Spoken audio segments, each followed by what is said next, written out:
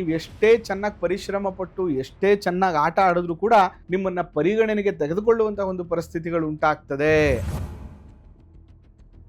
ವೃತ್ತಿಯಲ್ಲಿ ನಷ್ಟ, ಅನಾನುಕೂಲ,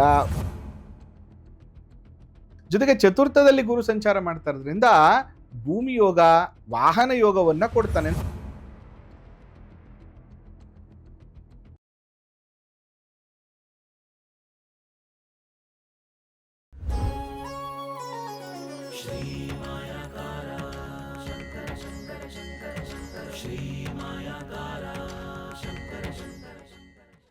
ಶ್ರೀ ಗುರುಭ್ಯೋ ನಮಃ. ಮಾಯಕಾರ ಪ್ರಭುವೇ ನಮಃ. ಗಣೇಶ ದೇವಿ ವಾಗ್ದೇವಿ ಮಮ ವಾಕ್ಯ ಸಿದ್ಧಿ ಕುರು ಸ್ವಾಹ. ಆರಾಧ್ಯ ದೇವನಾಗಿರುವಂತಹ ಮಲೆ ಮಹದೇಶ್ವರರನ್ನ ಮನದಲ್ಲಿ ನೆನೆಯುತ್ತಾ ವಿದ್ಯಾಗುರುಗಳ ತಂದೆ ತಾಯಿಯ ಪಾದಾರವಿಂದಗಳಿಗೆ ನಮಸ್ಕಾರವನ್ನು ಮಾಡ್ತಾ ಜಗದ್ಗುರು ಪಂಚಾಚಾರ್ಯರನ್ನ ಬಸವಾದಿ ಶರಣರನ್ನ ಮನದಲ್ಲಿ ನೆನೆಯುತ್ತಾ ನನ್ನೆಲ್ಲ ಪ್ರೀತಿಯ ಯೂಟ್ಯೂಬ್ ವಾಹಿನಿ ವೀಕ್ಷಕ ಬಂಧುಗಳ ಅಂತರಾತ್ಮಗಳಿಗೆ ನಿಮ್ಮ ಮುಗೂರ್ ಮಧು ದೀಕ್ಷಿತ್ ಮಾಡುವಂತಹ ಪರಿಪೂರ್ಣವಾದಂಥ ನಮಸ್ಕಾರಗಳು. ಹೇಗಿದ್ರಿ ಎಲ್ಲರೂ? ಚೆನ್ನಾಗಿದ್ರಿ ಅಂತ ನಾನು ಕೂಡ ಭಾವಿಸ್ತೇನೆ. ಇನ್ನೂ ಯಾರೆಲ್ಲ ನಮ್ಮ ಚಾನಲ್ ಸಬ್ಸ್ಕ್ರೈಬ್ ಆಗಿಲ್ಲ, ಸಬ್ಸ್ಕ್ರೈಬ್ ಆಗಿ ಫಾಲೋ ಮಾಡಿ ಮತ್ತು ಸಪೋರ್ಟ್ ಮಾಡಿ.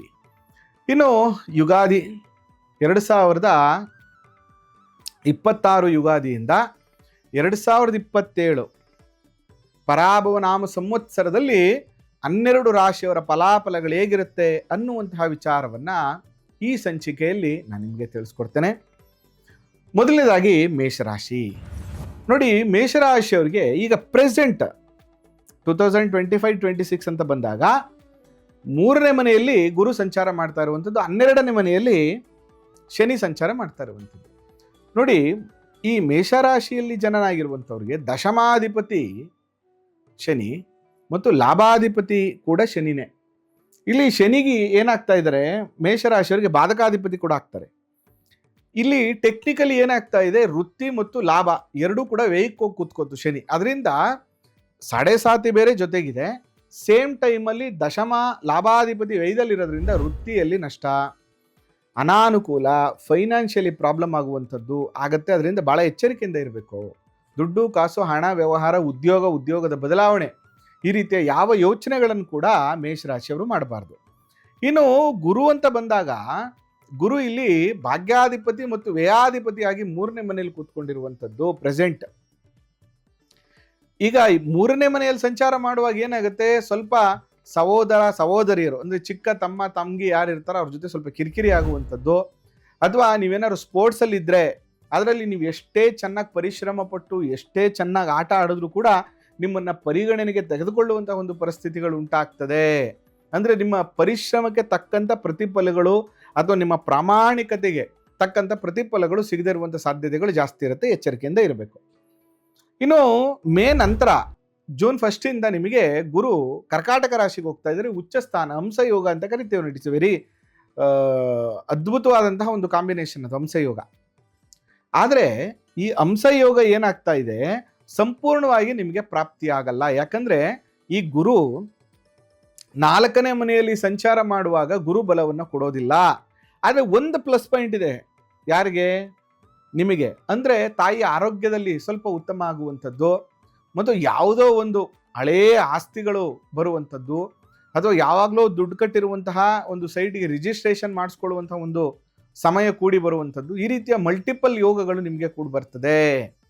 ಜೊತೆಗೆ ಚತುರ್ಥದಲ್ಲಿ ಗುರು ಸಂಚಾರ ಮಾಡ್ತಾ ಇರೋದ್ರಿಂದ ಭೂಮಿ ಯೋಗ, ವಾಹನ ಯೋಗವನ್ನ ಕೊಡ್ತಾನೆ. ಅಂದ್ರೆ ಸಾಲ ಆದ್ರೂ ಪರವಾಗಿಲ್ಲ, EMI ಟೆನ್ಷನ್ ಅಂತೂ ಇರುತ್ತೆ, ಆದ್ರೂ ಪರವಾಗಿಲ್ಲ, ಒಂದು ಸೈಟು ಮನೆ ಮಾಡುವ, ಒಂದು ವಾಹನ ಖರೀದಿ ಮಾಡುವ ಅನ್ನುವಂಥ ಯೋಚನೆಗಳಂತೂ ಬರುತ್ತೆ. ಅದರಿಂದ ಒಂದಷ್ಟು ಅನುಕೂಲ ಕೂಡ ಆಗತ್ತೆ. ಇದು ಮೇಷರಾಶಿಯವರೆಗೂ ಒಂದಷ್ಟು ಅನುಕೂಲದ ವಿಚಾರಗಳು.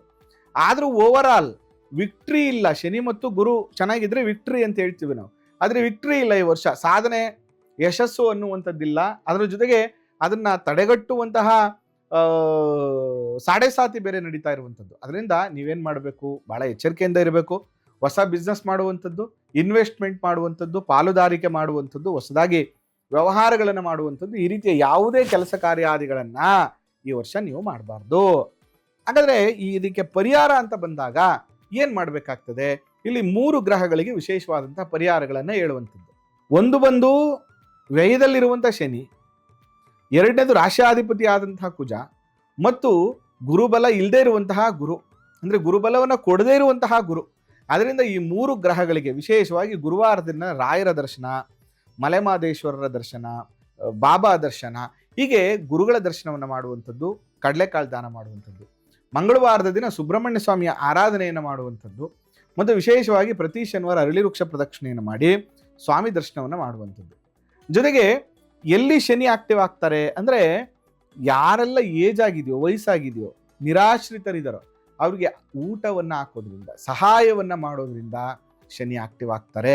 ಅದರಿಂದ ಪ್ರತಿ ಶನಿವಾರ ಹಸಿದವರಿಗೆ ಊಟವನ್ನು ಕೊಡಿ, ಅಥವಾ ವಯಸ್ಸಾದವರು, ವೃದ್ಧಾಶ್ರಮ, ರಸ್ತೆಯಲ್ಲಿರುವಂಥವ್ರಿಗೆ ಸ್ವಲ್ಪ ಛತ್ರಿಯನ್ನು ಕೊಡುವಂಥದ್ದು ಅಥವಾ ಕಂಬಳಿಯನ್ನು ಕೊಡುವಂಥ ಕೆಲಸವನ್ನು ಮಾಡ್ತಾ ಬಂದರೆ ಈ ನೆಗೆಟಿವಿಟಿ ಅಂತೂ ಖಂಡಿತವಾಗಿಯೂ ನಿಮಗೆ ಕಮ್ಮಿ ಆಗುತ್ತೆ. ಒಟ್ಟಾರೆಯಾಗಿ 90% ಅಶುಭದಾಯಕವಾಗಿದ್ದರೆ 10% ಸ್ವಲ್ಪ ಶುಭದಾಯಕವಾಗಿರ್ತದೆ. ಸ್ವಲ್ಪ ಎಚ್ಚರಿಕೆಯಿಂದ ಇದ್ದರೆ ಅದನ್ನು ಕೂಡ ನಾವು ಸಾಲ್ವ್ ಮಾಡ್ಕೋಬೋದು. ಶ್ರೀ ಮಾಯಾಕಾರ